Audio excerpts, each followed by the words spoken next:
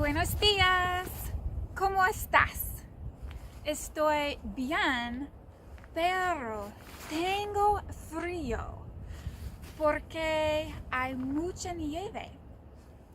Hoy vamos a hacer un cono de nieve. Primero necesitas mucha nieve y necesitas 4 otras cosas para hacer 1 o 2 conos de nieve. Primero necesitas 2 vasos. Necesitas un paquete individual de Crystal Light o de Kool-Aid de tu sabor favorito. Mi sabor favorito es limonada rosada. Necesitas una cuchara también y necesitas una media de agua y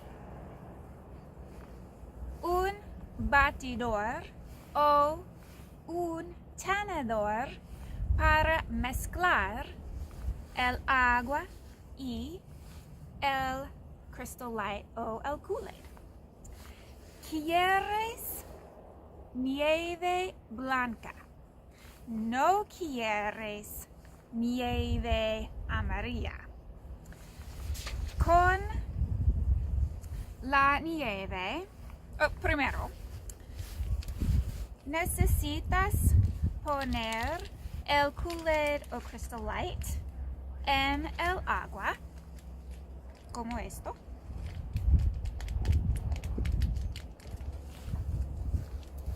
Y necesitas mezclar el Crystal Light o el Kool-Aid con el agua, con el batidor o el tenedor.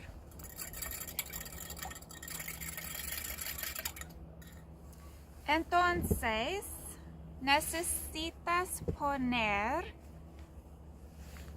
la nieve en los vasos.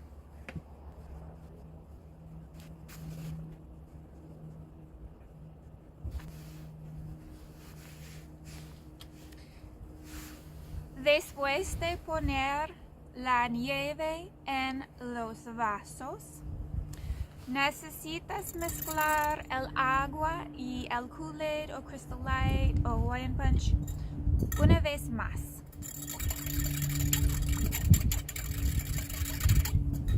Entonces, poner el Kool-Aid o Crystal Light. Tengo limonada. Voy a poner la limonada rosada en la nieve, en los vasos.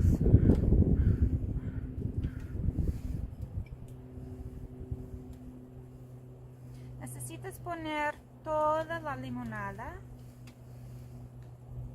en los vasos.